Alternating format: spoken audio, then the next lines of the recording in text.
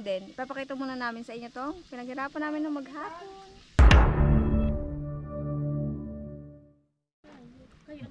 So, ayan guys, nandito na kami sa bahay. Andito na yung mga naging kaparte namin. Tapos, Ate John, pabot ka ako ng puso. Yan. Puso natin. Gagataan namin to guys. Para may paulam na kami.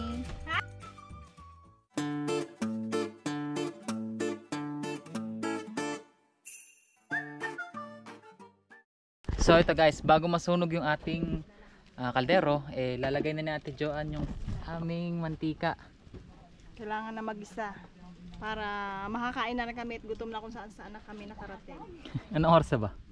11 na. 11 na doon, ilas 12 na. Oh, ayan guys. Ito pala yung yung mga pansahog sa ating ginataang puso ng saging. Meron tayo dito. Ano yan, be? Sibuyas, bawang, sili, at paminta. Nalulutuin. Para Puso sa ng lahat. saging te, hindi natin puso. Puso. Uy. Hindi ko puso namin na puso ng saging. Uy. Pasasarapin namin to guys para kami makakain ng napakasarap na gulay. Ang aming panggatong ay kahoy.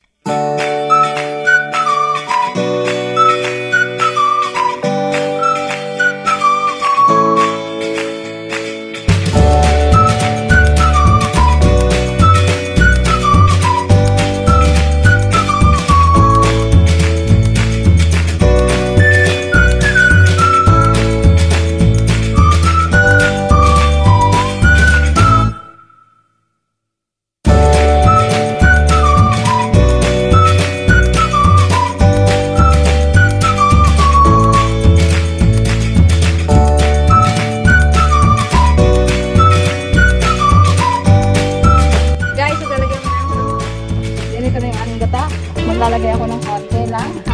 Hindi pa talaga tuong luto. Tayo maglalagay ng marami. Pag siya ay luto na.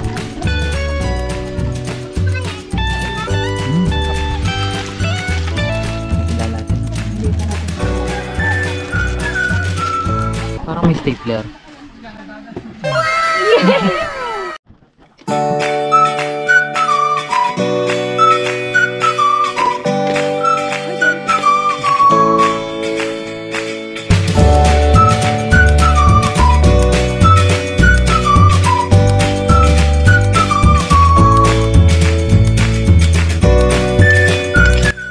So, ayun guys, yung mga kasamahan namin is kumakain na dito sa likod.